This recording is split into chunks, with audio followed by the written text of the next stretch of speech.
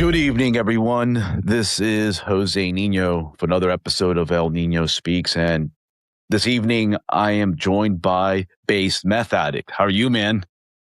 I'm doing well, brother. How are we doing? Great. I wanted to bring you on because you bring such a unique perspective on the issue of like Palestinian activism based on many of the tweets I've seen you post and retweeted because I find them very valuable. But yeah, before we start talking about the latest news, especially the Iran war that's popping off right now, let the audience know more about yourself. So I'm base meth addict. I'm Palestinian. I'm an Orthodox Christian. My father was born in Jerusalem. My mother's family is also from Jerusalem. Been in Jerusalem from time immemorial. I was born and raised in America. That's really my background. I've been back and forth there several times. I've visited Jerusalem several times. I lived in Jordan for a year. I've had an opportunity to sort of see the Arab world within the Arab world and to see the diaspora, how it differs from the Arab world, and also to sort of just see how how the diaspora sees itself, or how the diaspora treats the conflict there in comparison to how the Arabs do, and just especially in relation to a lot of the activism, the pro-Palestine activism, and it's just really interesting just to see it all. I'm curious, were you raised as an Orthodox Christian? No, I was born a Muslim, but 13 years ago this December, I got baptized. It's a long story, but to make it very short, I had a very personal religious experience, and then that convicted me to Christ, as it were. And then I did my research. I found Orthodoxy, and I was convinced of its truth. I got baptized, and it's just been a very normal life since then. I mean, a lot of people, I think what's frustrating is that a lot of people like to ask questions about, oh, what happened? Did your parents get mad at you, or like were you threatened? And it's like they're asking for some kind of like torture porn story they can lick their lips to. The reality is I'm mama's boy. Mama loves me and I love her, and she was fine with it. I mean, she was sad, she was disappointed, but she accepted it. My mother is very religious. My father, he was he was a little more angry about it, but he wasn't religious at all. But it was more that he felt that I was trying to defy him or rebel against him. But eventually, when he realized that I was serious about this, he grew to accept it. And just really that simple. Yeah, one thing I've noticed, especially in the discourse with regards to the Palestine-Israel conflict, is that there's no room for nuance. Many people treat it as a classic conflict of civilization type of thing, like a religious struggle, when there's actually a pretty significant minority of Palestinians that are of Christian confession. And I know this personally because when I used to live in Chile, one of my best friends there was a Chilean of Palestinian extraction who was a Christian. His family came to Chile when the Ottoman Empire was collapsing. And based on your knowledge of like Palestinian society, what percentage of Palestinians are Christians? Worldwide, about 10 to 12%. In terms of in the actual West Bank, it's a lot less, just because over the decades, as the Israeli occupation has gotten worse, as Jewish settlement has increased, because Christians historically have been more wealthy, and also because you mentioned your Palestinian friend from Chile.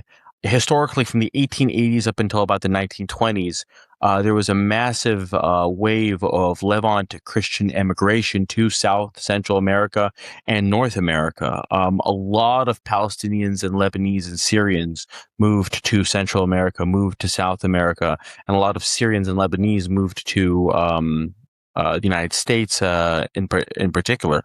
And because they were able to establish themselves, they were able to establish connections, establish some wealth, and over the years, and in particular, especially post 1967, and really in particular post Oslo Accords, 1994-95, the Christian population has just shrunk and shrunk because they have the ability to leave. And they just get frustrated and exhausted with the situation, with Israeli occupation, with the Jewish settlements, and they figure, well, maybe I can hack it someplace else. I can hack it in Europe. I can hack it in America, United States. I have cousins that live in Argentina or Nicaragua or El Salvador or Chile, or Honduras even, and I'll try it over there.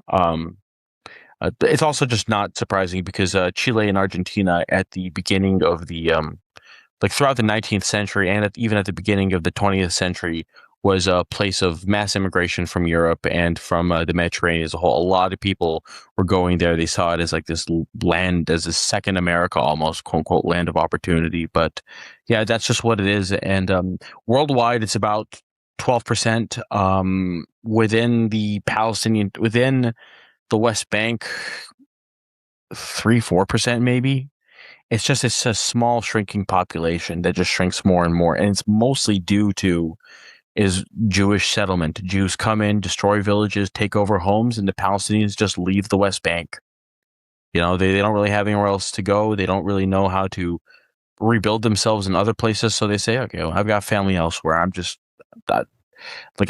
got to raise my kids somewhere.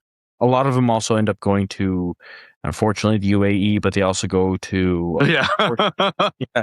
Well, I mean, it's easy. Well, because they're educated, so they can get good jobs. They go to the UAE, or they'll go to Qatar or Bahrain, or they'll go to Oman, or they'll go to. Some will go to Egypt. Some will go to A lot have gone to Jordan or Lebanon. Right.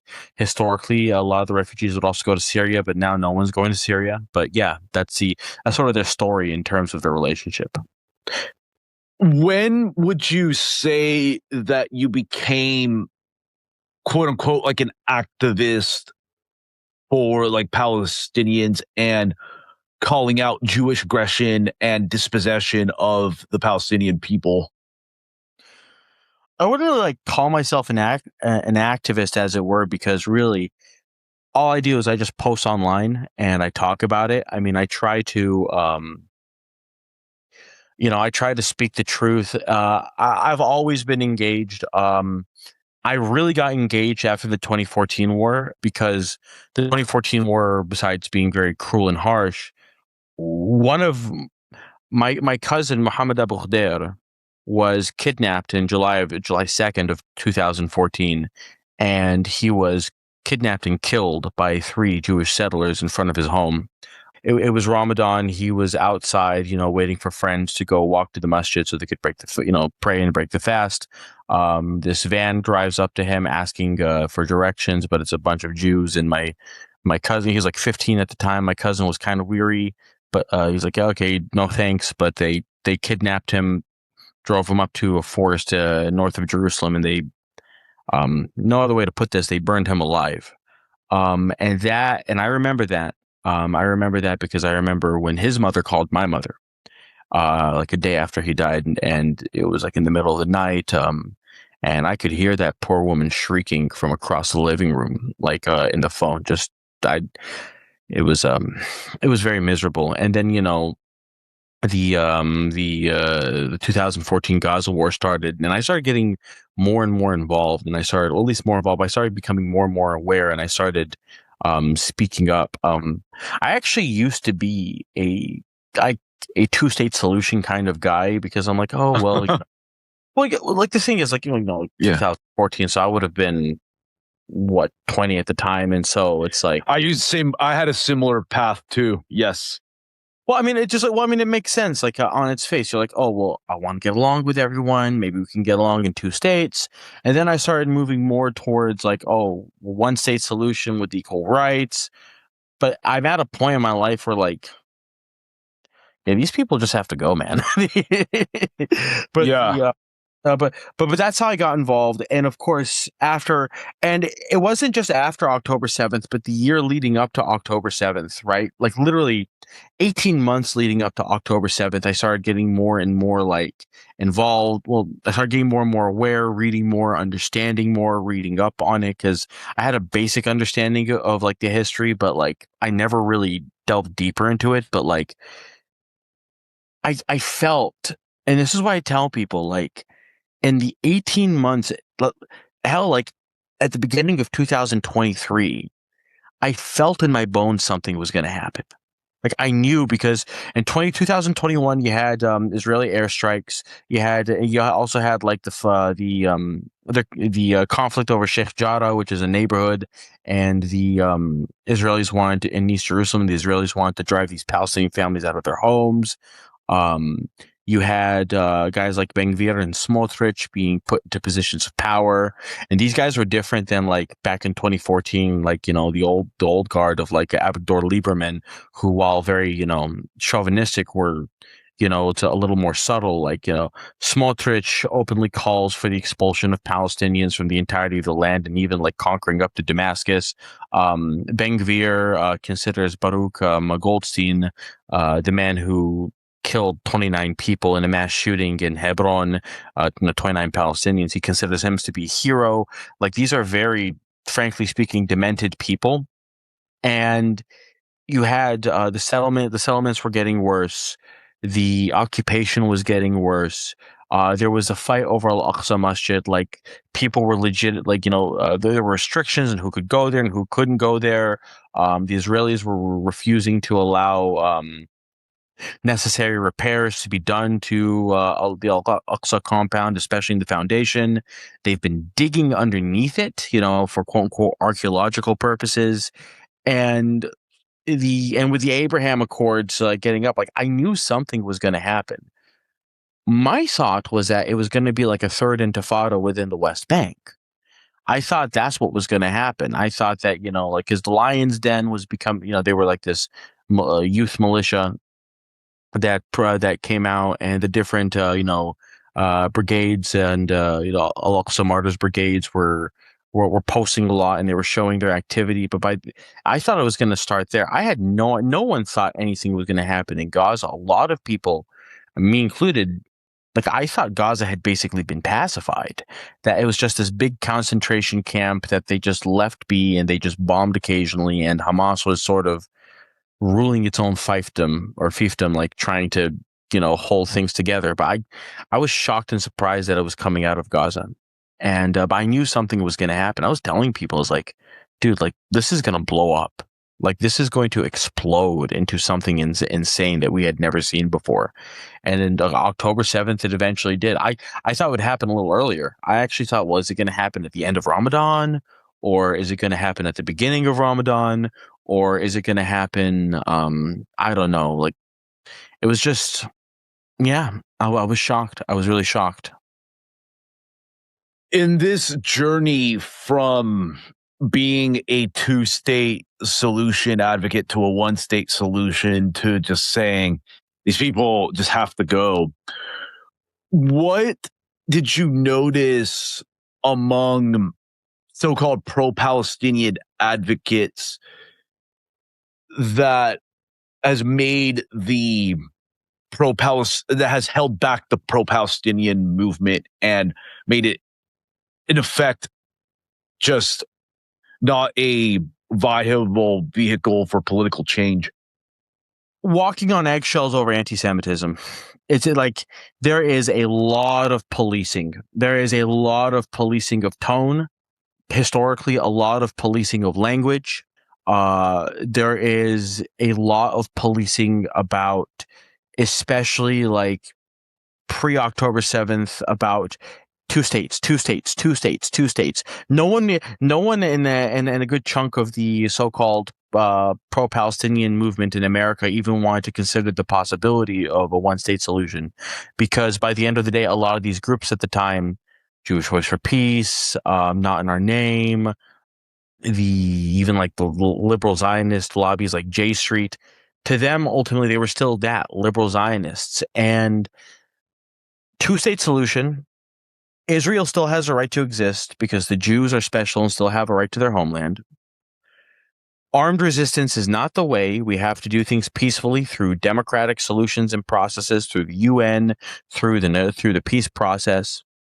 Condemnations of Hamas across the board, the condemnations of Hezbollah, condemnations of Iran, of course, condemnations of the Houthis when the whole thing came up, and of course, deep condemnation of Bashar al-Assad, the most evil man to have ever lived, and the also like talking about the Jewish lobby in America. You can't talk about it. It's the Zionist lobby. It's the Israel lobby. And if you do talk about it, you even still have to be careful because by the end of the day, this is all American imperialism. See, the settlers in the West Bank are white settlers. Like, yes, they're Jewish, but they're white, and that's more important. This is all white supremacy. Like, there's this serious cordoning, serious boundary set around what you can do and what you can say. And a lot of it was also just real and serious organization and activism was just discouraged. A lot of it was basically funnel your money to the Democratic Party and vote for Democrats.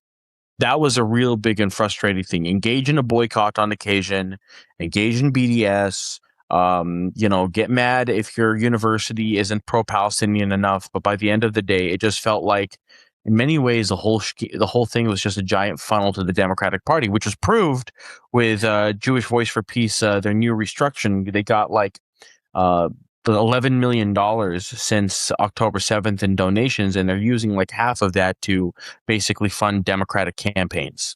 And I'm not even sure what they're going to do with the other half of it, probably just to structure themselves to be more nested within the Democratic Party. But that was really frustrating. It still is kind of frustrating, especially post Epstein files, where everyone's basically up everyone's ass about, oh, you can't say goyim, the way you're using it, that's an anti-Semitic dog whistle, or use Epstein class, because even though everyone involved is Jewish, you can't.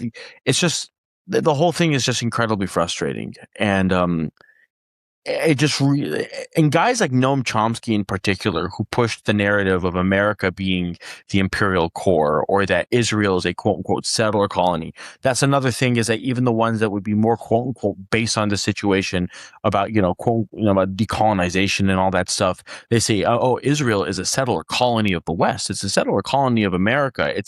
It's a stationary aircraft carrier, which is obviously not true, because the American bases are not in Israel. They are in every other Arab country.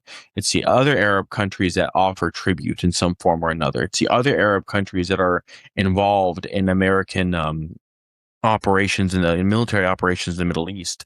It's not really the Israelis doing any of that. I tell people, it's if this is true, why don't we have a naval base in Haifa sharing it with the Israelis? We don't. Why don't we have air bases sharing it with the Nevatim air base? We don't. But the guys and a lot of that ultimately is to defang the movement, to keep it from being critical of Jewish power and Jewish supremacy, and to essentially it almost feels in many ways, especially with the Jewish Voice for Peace types, that the Palestinians are a burden of Israel to care for, and not a sovereign people in their own right. Just the way they talk. It's I have a friend of mine. I'll give you even a great example of this. Is on the ground in the West Bank. Is that you have a couple hundred people that do protective presence. It's their Israeli Jews who go into the West Bank to quote unquote protect the settlements by being present there, in the hopes that if they're there, and if they're blocking settlers from coming into these villages, then it'll stop it from happening, right? Or that they can call the IDF, and we're talking about a couple hundred people, 200 people, and the number has never gone up at all since they've been doing it in the 70s, and people have been doing this since the 70s, and it's never caught on. I have a friend of mine who went to the West Bank and spoke to these people, and even these people, they have a very low opinion of Palestinians. They almost view them as children. They almost view them as they'll be talking to this to this like 70-year-old guy, who's lived on his farm forever, and they talk to him like he's an 8-year-old, or they treat them like, they see them as inferior, right? As like, their burden to care for. And it's just like everything with the way these people talk, especially, the big thing that really pisses me off, the whole, Israel is doing things like Hitler. Oh, this is like Nazism. Oh, look at this Holocaust survivor speak out against Israel. The problem is with all of that is that, well, besides, the obvious, bullshit about things like the Holocaust, is that it focuses everything on Jewish feelings and Jewish conceptions and Jewish suffering. The plight of the Palestinians is not bad in its own right. It has to be compared to the Holocaust. It has to be compared to Jewish suffering in order for the subjugation and the oppression of the Palestinians to be considered legitimate, and it's just, this is just a bunch of different frustrating things. Yeah, what I've seen with regards to these groups, these so-called like kosher pro-Palestine groups, is that they do play an indispensable role in solidifying and reifying the premises of the post-World War II Jewish-dominated geopolitical order. They play a role. They target. They have like it may not be centrally planned, but their behavior is what allows this like Jewish supremacist superstructure to remain intact. They just try to target their message to people like in the anti-war movement or other leftists or dissident liberals and make sure that they become defanged by adopting rhetoric that doesn't align with reality, and also strategies and other approaches that are a massive turnoff to people that would otherwise be receptive to anti-Zionist causes. It's just again, because the big thing is that so many of these different groups are funded by larger Jewish organizations or individuals, like George Soros, and Yes. a whole host of others. And here's the thing, it's like Soros is a Zionist. He has properties and holdings in the West Bank, but he will fund so-called quote unquote anti-Zionist groups. He will support BDS indirectly with the Open Society Foundation, his Open Society group or whatever it is, or he'll support these other groups, Jewish Voice for Peace, Students for Justice in Palestine. Actually, Hasn't he funded J Street as well? Yeah, he's funded J Street. He's also funded in the past AIPAC. He's funded both sides of it, and it's just kosher sandwich. Yeah, literally, that's all it is. It's kosher sandwich. Noam Chomsky is the worst of it because Noam Chomsky is supposed to be the radical, and Noam Chomsky funnels leftists he would funnel people who could be recruited to be actual Marxist-Leninists through, whatever groups of those exist, like, the Communist Party or like now like ACP, American Communist Party. But like Noam Chomsky exists to blunt leftist organization and Marxist organization. Because first off, this is a guy that's embedded with the CIA and has been his entire MIT career. Chomsky only talks about things in terms of American imperialism. He doesn't point out the fact that Israel is a state in of its own right. He, like you talk about like, JFK is like, oh, who cares who killed JFK? It doesn't matter. Like, why do you care so much? It was 40 years ago. Or things like, oh, well, you have questions about 9/11 or Israeli involvement in both of these things. And the big thing is that he also he went to Lebanon in 2006 and in 2008, and I think again maybe even 2011. He's been there at least twice, and he openly convinced Syed Hassan Nasrallah, the head of Hezbollah, that actually America is in charge and not Israel. And this changed the entire foundation upon which how Hezbollah strategically dealt with Israel. Because prior to this, the Hezbollah understood actually it's the Israelis that are running the show here. And this is also something that's really plagued the thinking of the resistance in Palestine, like in particular Hamas. Though, I'd like to hope that, that they're still able to be, sort of get the job done, as it were, of like, all we have to do is just get the Americans to stop, and then the Israelis will stop. All we have to do is just convince the Americans to stop funding the Israelis, and then eventually this ends, or at least the Americans are pulling the strings. But what we learned at the beginning of after October 7th, and especially with what we learned with the Lebanon War of 2024, said, no, actually the Israelis do what they want and the Americans are forced to go along with it, right? The Israelis ask for whatever munitions and weapons they need. The Americans give it. They just demand it and the Americans give it. The Israelis ask for sanctions or boycotts. The Israelis ask for political pressure, political protection. The Americans just give it. And it's very much a parasitic relationship.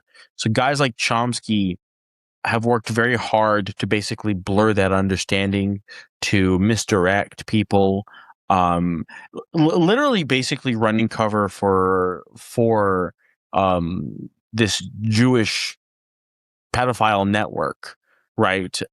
As shown by his emails with Jeffrey Epstein, where he was literally helping Epstein write his defense, right? For how he was charged and how he was treated. Like, I'll tell you this, the only time I've seen Chomsky, I've listened to him speak, the only time I've ever seen him smile was in the pictures of him hanging out with Epstein and Steve Bannon. It's the only times I've ever seen him smile, and the only times he's ever like actually looked happy. And I think it's really telling, and it's frankly really gross. Yeah, Chomsky is by far the biggest like pseudo intellectual figure that has cognitively polluted the minds of many other academics and other professionals that would otherwise probably be more on our wavelength, and just render them totally ineffective as just like cogs in the kosher so sandwich. Sad, because like so many of these people that are pro-Palestine, what do they say? Oh, well, I learned more about this through Noam Chomsky. I read his book Manufacturing Consent. I saw his debate with Alan Dershowitz. I've listened to him speak on the subject. But Noam Chomsky is a two-state solution guy. Noam Chomsky believes in a two-state solution. He does not believe in a one-state solution. And there have been times when you press him about it, he says it's ultimately because he's a liberal Zionist. He's a lefty Zionist. He's like, there's no difference between Noam Chomsky and the Mapai or Mapam members in 1948. Yeah, he lived on a kibbutz. People forget that. Yeah, he lived on a kibbutz and he liked it a lot. And those kibbutzes were founded by left-wing socialist Zionists that ethnically cleansed Palestine, and they were the ones that were doing the really, really brutal stuff, like the massacres, like Saf and Zaytun and Tantura. It wasn't like it wasn't all like for those guys. It wasn't the Irgun or the Hag or the Lehi, the Stern Gang. It was the Haganah. It was the Alexandroni Brigade was made up of like socialists, of Mapai and of members of Mapai and Mapam. These are left-wing and Marxist, or were left-wing and Marxist parties in Israel. That's the sphere that Chomsky's in, and Chomsky will talk about native rights, and Chomsky will especially talk about Native Americans, this and the other thing. But you'll notice he doesn't really those arguments that he makes, he never really extends them to the Palestinians, right? He says the Palestinians essentially have to accept what's happened to them, and we have to have a two-state solution. And I don't know how people can look at him and look at that and think he's a radical when you had like actual Palestinian radicals, as they were, like the PFLP or the DFLP, or the different actual left-wing, actual Marxist-Leninist groups that were active in this late 60s up until like the early 90s. Are those groups in the Palestinian movement, what happened to them?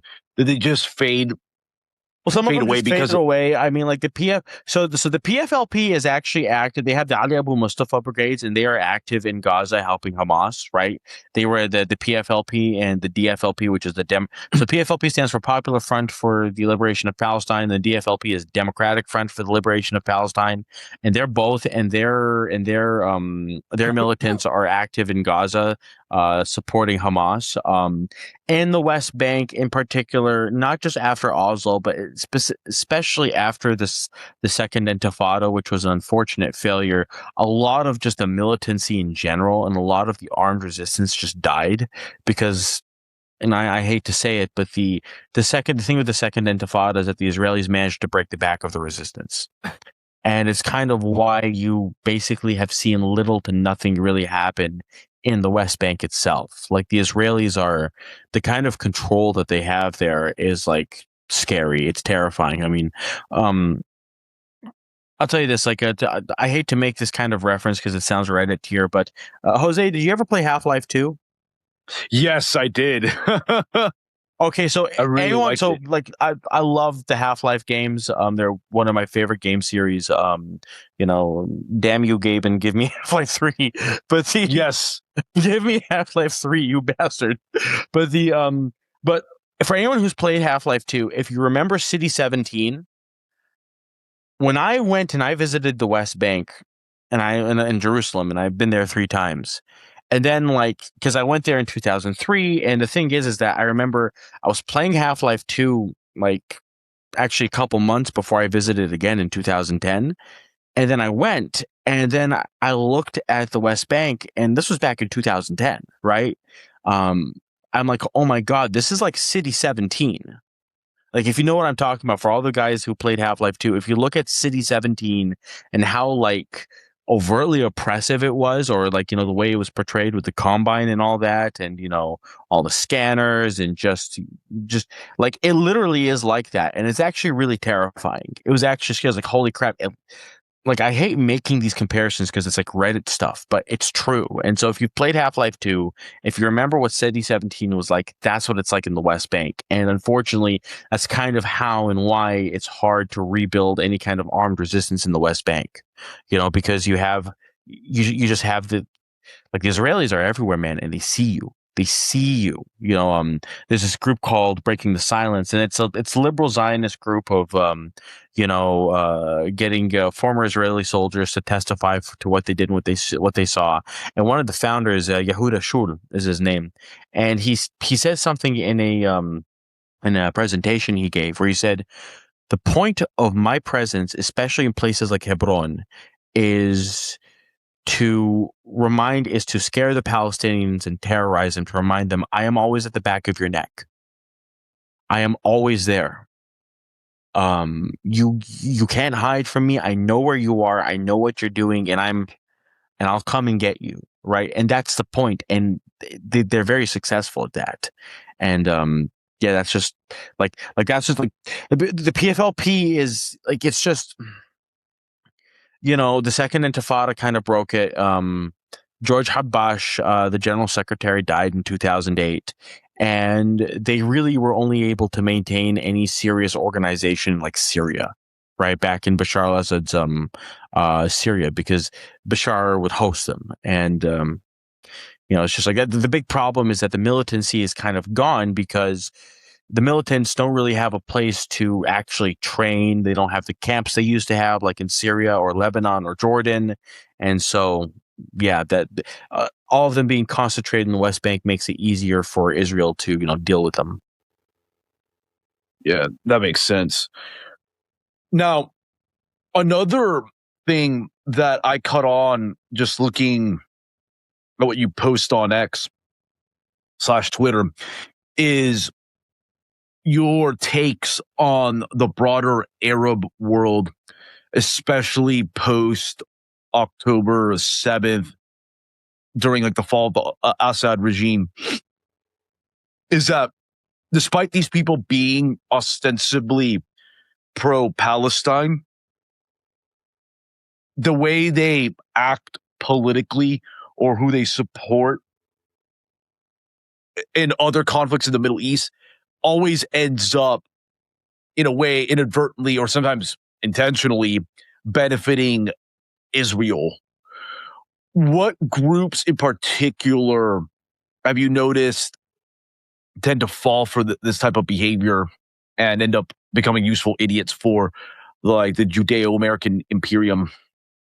Well, generally, it's just the Sunni Arab world as a whole. Like, here's the thing about like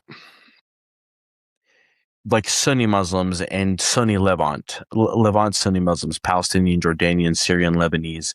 Like, they're good folk. That's called like on the IQ scale, you'd put them at around 90, 95. So, they're kind of they're midwits. You put them in college, they'll learn fine, they'll get their bachelor's degree, and they'll do well at whatever it is they end up doing. But these people have the political IQ of goldfish. Like, I'm sorry, but like, I love these people. I really do. Like, I mean, like, they're my people. I love my people. I love the Levant. I want what's best for them. I want them to succeed. I want them to prosper. I want them to thrive. I want Palestine to be free, because the freedom of Palestine will eventually mean the freedom of the greater Middle East and not just the Levant. But Christ have mercy. These people, their political intelligence sometimes is just like non-existent. And it's like, because so a lot of it is that as much as we talk about the Baathists, and we talk about the old Arab nationalists and the Arab socialists, unfortunately they ultimately failed. Hafiz al-Assad was successful to a degree, but Bashar al-Assad unfortunately ultimately failed because he had to flee. Saddam Hussein was a dumbass, right? And Saddam Hussein was just literally just an incompetent ruler, and he made a lot of bad decisions in terms of his relationship with Iran, his relationship with America, and and like the way he dealt with Israel. Muammar Gaddafi eventually was killed. The last, like, proper, frankly speaking, proper Ba'athist ruler of Egypt was Gamal Abdel Nasser. Anwar Sadat made a series of really bad decisions, and he ultimately kowtowed to the Americans. As part of why he was killed. And Hosni Mubarak continued that. But like they ultimately failed, and a lot of Arabs started looking for another source of, okay, well, how do we build an identity? How do we resist this, these Western powers, and how do we resist Israel? And in comes the Muslim Brotherhood, right? Groups like the Muslim Brotherhood, they were founded in the early 20s. These are Salafist. It's a Salafist Muslim organization that ostensibly what it's supposed to do is it's supposed to do charity work, provide education, engage in spiritual and theological rejuvenation. Just get people to take their Islam more seriously, and basically turn them into like Salafists, right? But the reality is that the Brotherhood has some very deep connections to the Wahhabis in Syria, and that's the Saud family. The Wahhabis in Saudi Arabia, because the Saud family are Wahhabis. They have very close relationship with the Qatar regime. And they do have a good relationship with its mouthpiece Al Jazeera. They create this conception of we have to create this worldwide ummah in order to defeat America and Israel, or we have to be converting people to Islam and not to think about anything else. And it's how they're able to get you to ignore like the brutality or like the oppressive nature of the Gulf regimes, who are Sunnis, because it's haram to question your Sunni leaders, but at the same time, like brothers and sisters, we must have jihad in Syria, because Bashar al-Assad is this evil kafar Alawi, jihad, and the Brotherhood indirectly through the Turks and the Americans funded a lot of these Sunni radical militant groups, ISIS or ISIS related groups and whatnot. And it really just boils down to jihad to fight the mushrikeen, the kuffar, the kafirun in Iraq and Syria. But the Palestinians, we have to wait for the Mahdi to come and save us, right? We have to wait for we have to wait for the final imam to come through like Khorasan and lay with his army. Like, that's like, you know, I'm not even joking. It's just like, it's like, I'll give you a great example. So there's this great example of this. There's this Palestinian American imam named Omar Suleiman. He's related to he has indirect ties to the Muslim Brotherhood. He goes to these conferences in Doha pretty regularly. You know, he's a quote unquote civil rights activist and all that stuff. You know, he's Palestinian, and you know, people like him because he seems nice, and he has this thing called the Yaqeen Institute, which is like this Islamic thing. You know, he is a Muslim Palestinian imam, and he does Palestinian activism, and he also does like, I mean, he's a Muslim imam, right? You know, so he promotes Islam and whatnot, you know, especially within the Islamic community. He's out there doing his thing.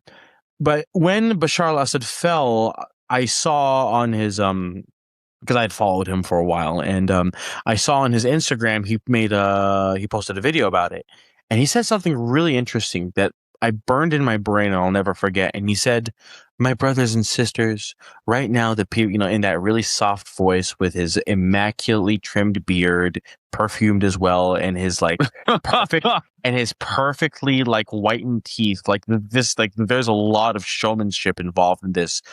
He has an appearance and a presence, right? But he said, "My brothers and sisters, right now the people of Syria, they do not need your hot takes. They need your empathy and your support." And then when he said something, and then he said this. He said, "Listen, I know on paper that Israel's plans to destroy Gaza seem great. And I know on paper Israel's plans to take over the West Bank and expel the Palestinians seem great. But I promise you, Allah's plans are greater."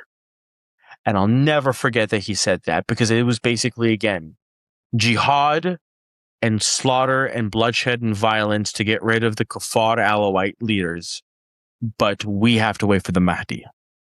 Because I remember when this was going on, and everyone told me, they were like, brother, best, you know, you don't understand. The Damascus is on the road to Jerusalem. And it's been like well over like, God, it was December 2024 when this happened. And so like it's been like a year and a half-ish almost. I can't even think about the time. And the Israelis control the Golan Heights. The Israelis control the foothills of the Golan Heights, and they occupy Syrian villages. And they bomb Syria with as they please. And you know, I haven't seen Julani's powerful Umayyad LARPing warriors march to Jerusalem yet. And it was just like, I'll say it like this: it's like the way the Sunni world talks and the way the Sunni world thinks is that they know what, because they think sometimes they're so sectarian and they don't even realize it, right? Especially when they start engaging in the whole anti-Iran stuff, or even some of them will engage in like, you know, even the anti-Hezbollah stuff. And they'll claim to be like, you know, secular people, but like it's just so ingrained in them. It's like they know what the Israelis want. They know the Israelis want to divide up the Middle East so they can conquer it as much as they can. They know about Greater Israel. They've read all the documents and they've heard all the conspiracy theories, and they sit down and they'll sit down in their plastic chairs, you know, in a coffee shop in Beirut or in Cairo or Amman, and they'll smoke cigarettes or smoke hookah, and they'll talk about it all day long. They know what the Israelis want. But then when the time comes to act, they will literally just hand the keys to Netanyahu on a silver platter. It's like, you know, you'll burn down your own house, rage at the smoke and fire, and then when you escape it with your family and you look at the smoldering ashes, you shrug your shoulders and you say, "Inshallah, God will provide." And it's just the most frustrating thing. And it's like, you know, because they talk about how evil Bashar al-Assad, he committed a genocide against the Sunnis. Like, dude, Saddam Hussein killed more Sunnis in 6 months during the Iran-Iraq war than Bashar al-Assad did in like 14 years worth of war. Like, Saddam Hussein was brutal to his own people. He slaughtered Sunni Arabs. He slaughtered Sunni Kurds. He just slaughtered people. I mean, El-Sisi came to power in Egypt in 2013 by murdering like 3,000 people. He had the army kill 3,000 people in Liberation Square in Cairo after when he took over from Mohammed Morsi, who was a Muslim Brotherhood guy. I'm not saying I approve of Morsi in particular, but like that's what happened. And we're sitting here, the entire Gulf was built on the slave labor, on the backs of like Sunni slaves from the Horn of Africa and Southeast Asia, right? But we don't say anything about that because it's all done by Sunnis and, the Mahdalis, who are a form of Salafists or Wahhabis. They tell us that's impious and actually it's shirk, to question your Sunni leaders. And it's just incredibly frustrating. It's incredibly frustrating to see. It's like, again, like these are smart people. Like these people I know that talk like this. They're doctors. They're neurosurgeons. These people I know personally. They're lawyers or they're businessmen or they're engineers and architects. But when they talk about politics, it's like they're retarded. Like it's just, they talk about politics, and again, it's like talking to like a minnow or like a goldfish. Like I just I don't know. I mean, it's just 2 decades of Al Jazeera, like spreading this crap, and here we are. Yeah, it just seems that you see this all around in Gentile populations, this cognitive pollution and brain rot that's induced by like accepting some form of like Judaic premises or just not being smart politically. Because I actually agree with one point you made. I know people that have all the fancy degrees and even political experience, like historians or people that have been in the political process or something like that. And they're not even stupid. That's the thing. These are not stupid people at all. Yeah, they're not stupid.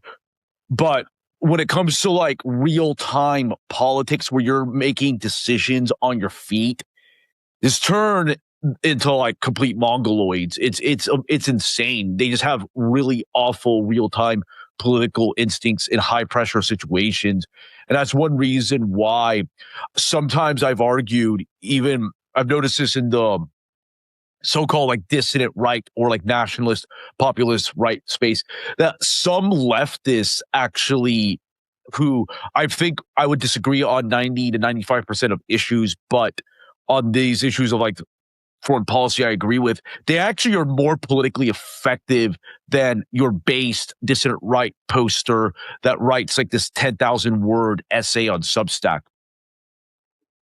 No, you're not completely like Anna Kasparian, like arch progressive, as progressive as it gets, with the Young Turks talking about how she hates, conservative Republicans because she loves her gay marriage and her abortion and she wants her Medicare for all and all this.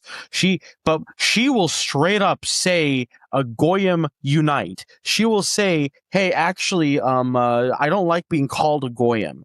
And like it'll shock people. It's just like, hey, like you're taught. It's because like a lot of the so-called dissident right wing folks will talk about how, actually Curtis Yarvin is based. Curtis Yarvin is not based. Read his works. He openly says that he wants Jews to basically control the country. When he talks about elves and hobbits and dwarves and all this in his writing, the elves are the Jews and the hobbits are the white people, and the elves and the hobbits should listen to the elves because the hobbits, they're good natured and they're good folk, but they're just not smart like us elves. They're not as crafty or cosmopolitan or intelligent. Like it's like what, like how is it that you're being outflanked on Jewish supremacy by Anna Kasparian or Cenk Uygur? Or freaking Rathbone, who's this guy on Twitter and TikTok, or a lot of you're being outflanked by David Miller and George Galloway on anti-Semitism. Is this what it is, really? You're being outflanked. Like they're the ones that are pointing out Jewish power. They're the ones that are pointing out. And here's the thing: they don't even realize it fully. Like they still, I'm not an anti-Semite. I don't hate Jews, but they're still, and they don't at all. But it's so obvious and in your face, they just end up calling it out without fully understanding it. And the dissident right wing, when they don't do that, that's literally them playing a subversive game. like I'm going to take the time to shit on him because I enjoy doing it. Like when Richard Spencer says that Jeffrey Epstein is a Russian agent, Richard Spencer is literally doing the work of Jews. He is being a Shabbos goy. He is covering for Jewish power. He's sitting here and telling you, he's basically trying to tell you, actually, I hate the way my anti-Semitism is really smart, unlike yours. And that's why you need to just listen to me, when he doesn't actually critique Jewish power in any serious or practical way. You see him on Twitter Spaces. He's hanging out with Zionist Jews. And I'm like, okay, well, where's the anti-Semitism? He's sitting here calling Jew a Jeffrey Epstein, who could never get a passport to Russia, let alone meet with Putin, who spent all his time when he wasn't on his island or that ranch in Texas or in New York. He was going to Israel and meeting with people, with Israeli politicians, both Labor and Likud members, right? He was meeting with Likud and former Likud members. No, this is apparently a Russian agent. Like, it's just... I think these people deserve to be humiliated. They like the Trump administration humiliates them regularly, and they deserve it. And it's why I hope that Iran is ultimately successful, because I want to see like their face was rubbed in the dirt. And it's like, no, these are subversive cattle that do the work of Jews, and they deserve to be treated as such. Yeah, let's go to Iran, because that's the news of the day. Well, U.S. and Israel launched these decapitation strikes against the Iranian regime and also across the entire country. What is your initial impression of this attack, and where do you see things going from here? My take on it is very simple. The Iranians knew this was going to happen. I'm trying to figure out the Americans. So what I've heard is that Trump said, oh, it was a ruse. The negotiations were a ruse. We were just waiting for the ample time to strike, and we made the decision a couple weeks ago. It seemed that the Iranians were offering them terms that were better than the Obama deal, the JCPOA, in terms of enrichment and whatnot. What I think actually happened is that Trump maybe wanted to make a deal, but ultimately he just listened to his Jewish masters in the form of Kushner, Netanyahu, and Adelson. And he decided, okay, I'll just do what you say. Trump is old. Trump is out of gas. Trump has always been a golem for the Jews anyway, going back to his father. And I think that's what happened. That's why they did the decapitation strike. I'm not entirely sure how effective it is. Like, I'm not paying attention to my Twitter feed at all because, I'm on this podcast. But as of the recording of this podcast, right now it's 4:57 p.m. Saturday Pacific time, Saturday, February 28th. So far as I can tell, it has not been confirmed that the Ayatollah is dead. It has not been confirmed that a lot of these people are dead. A lot of the leadership is dead. The Israelis are making these claims. The Americans are making these claims, but the Iranians haven't confirmed them. And honestly, I trust the Iranians. I think the goal is regime change through airstrikes, which has never happened before, and it's not going to happen. And I think what they were really hoping to do is that if they do these airstrikes, they were hoping that the population would like rise up, or that like at the very least it would create an instability that would collapse the regime, and that hasn't happened at all. And you can tell that the Iranians were prepared, because within an hour of the strikes, like this mechanical protocol, you could call it like a dead hand scenario, right? Where, these strikes happened, possibility of leadership decapitation. Okay, this is what happened. This is what we do. And these strikes hit serious targets all throughout the Middle East and throughout the Gulf. They hit radar stations. They hit intelligence, Israeli and American intelligence assets in Bahrain and the UAE and Qatar.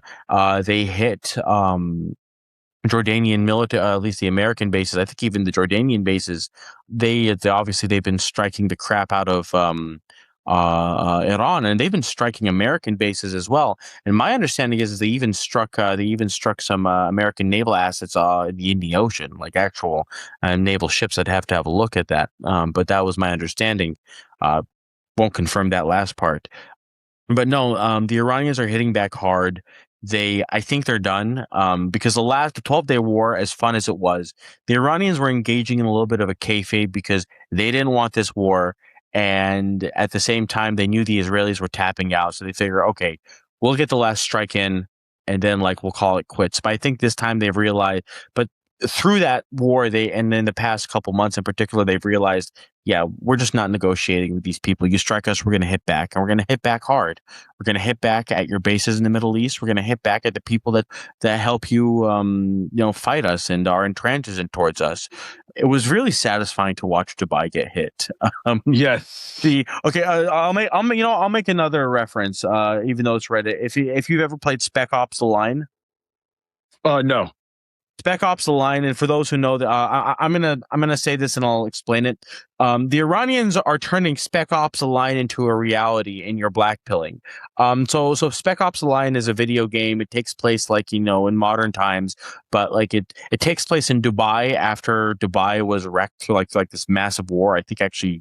Yeah, I think it was wrecked through this giant war, and you play as an American soldier stuck in Dubai, and it's this giant wasteland, and I tell people like the Iranians are turning this into a reality, and my brother, you are blackpilling, but the actual reality is because the Iranians have struck the UAE, and the UAE has failed to stop that, right? There have been attacks and destruction, and buildings have been destroyed. All that investment is gone now. I'm almost certain that essentially the Europeans, the Americans, are no longer going to invest in the Gulf because they realize it's not stable anymore, and they realize the Iranians will hit it and they will strike it, and it's going to be fun to watch that the 88% of the population that's not Arab just leave and go back to India or go back to Southeast Asia. Yeah, the Instagram influencers. Oh God, the Instagram influencers pissing off. It's called it's called all the people that are from Europe. Like, oh God, it's going to be good. And then Emirati Arabs will be forced to work with their hands for the first time in their lives. What a shame. Yeah. What a shame. They thought that they were going to be like Jews, but the reality is you're Gentiles like the rest of us, brother. Like you're going to have to work for a living. But no, that's what I think is happening. I think that this, I don't know, the Americans, I think, have enough munitions for about 10 days, for 7 to 10 days worth of strikes. And then if this war lasts more than a week, more than 10 days, that's when you're going to start to seriously see American casualties, and American soldiers and sailors and airmen will die. And I think once that happens, I think the Americans are going to be like, oh crap, what, you're not capitulating and you're fighting back. Why are you fighting back? We're supposed to be super. It's like, why are you fighting back? It's like literally Steve Witkoff in that appearance he made, I think on NBC or CNN. He's like, we're shocked that the Iranians haven't capitulated. It's like, yeah, they're fighting back.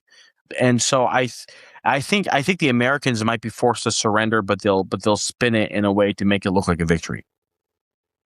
Yeah, that's where I think things are going there as well. I hope that this starts to get some people who should know better to realize that Donald Trump, as I have repeatedly said in numerous articles, he is the Judeo-accelerationist president.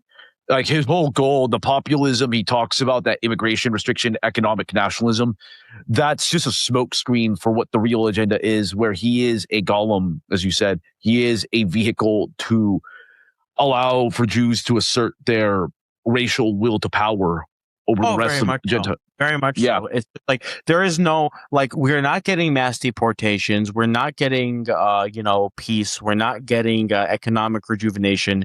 It's basically Jewish scams. Like what I tell people is this, and not me. I do say it, but I will admit, I get these ideas from my betters. One of them being, Tinksorg, also known as Juche Respecter, Malcolm Keone, and a whole host of others. And we had to go.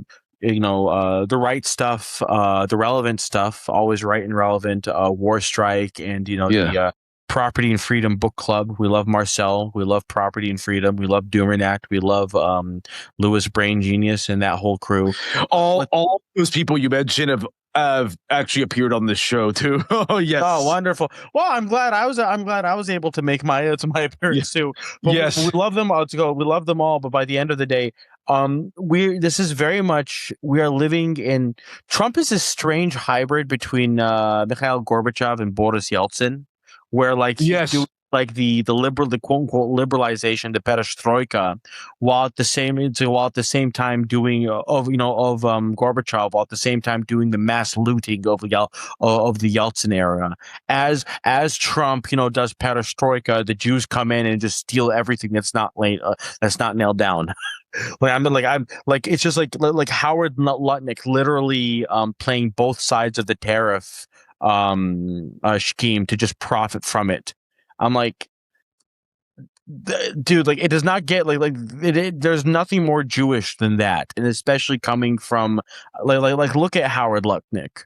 Like, look at his face and listen to him speak. He looks like he's going to either try to lure some barely 18-year-old girl on his porno casting couch, or or he wants to lend me 10 grand at 5 points a week, dude. Like, I mean, Yes. like it's just sleazy and slimy. Or you have or you've got the Adelsons who make their billions through gambling, right? Or the Kushners with their real estate, or just like all of these Jewish families or these Jewish organizations that are just Scam economic activity that does not produce anything. It's a scam economy. It's sports bet. It's gambling. It's pornography. It's late stage Judeo capitalism for you. Literally, it's like we're living. It's like we're living this weird high. It's like he is this. Trump is Gorbachev, Yeltsin at the same time. We're living through the 80s and the 90s at the same time. It's just really bizarre to watch as like, holy crap, the Soviet collapse is coming within like 10 years, because like the hyperinflation and the dollar collapse, and this is what I tell people. Hey, the Soviet Union didn't collapse because of the power of democracy. It wasn't Pope John Paul II and Margaret Thatcher and Reagan that defeated the Soviet Union. It was hyperinflation. It was hyperinflation, the collapse of the ruble. That's what happened. That's pretty much what happens to most like hegemonic powers. Hyperinflation is what ultimately kills us. Is what ultimately kills that nation. It's what killed the Spanish Empire. It's what killed the Soviet Union. Or credit crisis. Like it's what kind of killed the Roman Empire, because once they conquered, they had to maintain all that stuff, and it became way too expensive, and they just lost the ability to do so, and just gradually just shrank. And that's what's going to happen here, and that's what Trump is. Like, the same person that got Viktor Orban to power in Hungary, Arthur Finkelstein, is the same person that got Trump to power in his first term. In fact, Finkelstein is the person that created the phrase "Make America Great Again," not Trump. Yes. Part of that Finkelthink, as it were. Mm-hmm. And no, I think ultimately, depending on how this goes, this is likely going to kill Trump in the midterms, and the Republicans have already thrown the midterms. They're figuring, okay, we're not going to get this anyway, so let's get this war done now. Let's get this all finished now. Let's basically just steal what we can so we get the lame duck presidency for the last 2 years, so that we can focus on just, again, stealing everything that's not nailed down. I mean, I just want to say one more thing of this. This is also true in terms of AI. And there's one more thing I want to say about this. When you hear a guy like Sam Altman talk about AI power and singularity and these little tech guys that are all about transhumanism and trying to create no, this is a scam. Okay. The reality is that these AIs are not capable of doing what people think they are. I keep hearing this stuff about rogue AI, and everyone's afraid of them getting control of nuclear codes, and I like that they would nuke the world. I don't see unless the DoD is hooking the AIs to the Minuteman missiles that we have in North Dakota or Washington or Kansas. I don't see how that's possible. I mean there is always, was Skynet a thing? Well, maybe. But by the end of the day, no, these AIs just aren't capable of doing what everyone says they are. And it's just a scam. when Altman starts talking about all this like AI philosophy and like all like it's bullshit. It's gobbledygook. It's just gobbledygook. He's a Jew trying to steal your money. It's why he asked. It's why he was asking Trump for $7 trillion. He doesn't need $7 trillion. DeepSeek, the Chinese AI, proved you could do exactly everything OpenAI and ChatGPT does for substantially less. This is not about like these like Sam Altman is a Jew trying to steal your money. Sean McGuire is a Jew trying to steal your money. Joe Lonsdale is a Jew that goes to Jerusalem, raps to felon, kisses the wall, and then comes back to America to steal your money.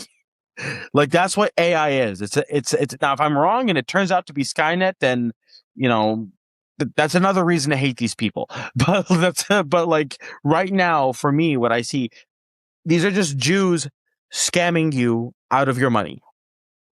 Yes, that's what it is. Ultimately, like this is like the maximum expression of Talmudic capitalism, and there's nothing really being created whatsoever. And it's what's going to ultimately lead to the eventual decline of the U.S. after these parasitic entities just kill the host, because they're eventually going to do that. That's basic logic. Yeah, I think it's a good spot to wrap this conversation up, Base Meth Addict. But before you leave, man, let the audience know where they can follow your work. If you want to find me, you can find me on Twitter at meth_slonker, METH_SLONKER at meth slonker, or you can just type Base Meth Addict, see it's called. Hopefully I'm not being suppressed on X or Twitter. I prefer to call it Twitter, honestly. Or if you want to, and on that you can see my Substack, The Unending Catastrophe. You can subscribe to that. It's theunendingcatastrophe.substack.com. And yeah, that's how you can find me. Awesome. Thank you so much for taking time out of your evening, Base Meth Addict. I really enjoyed this discussion. And to my audience, as always, I enjoy you taking the time to listen to the show. And with that, El Nino has spoken.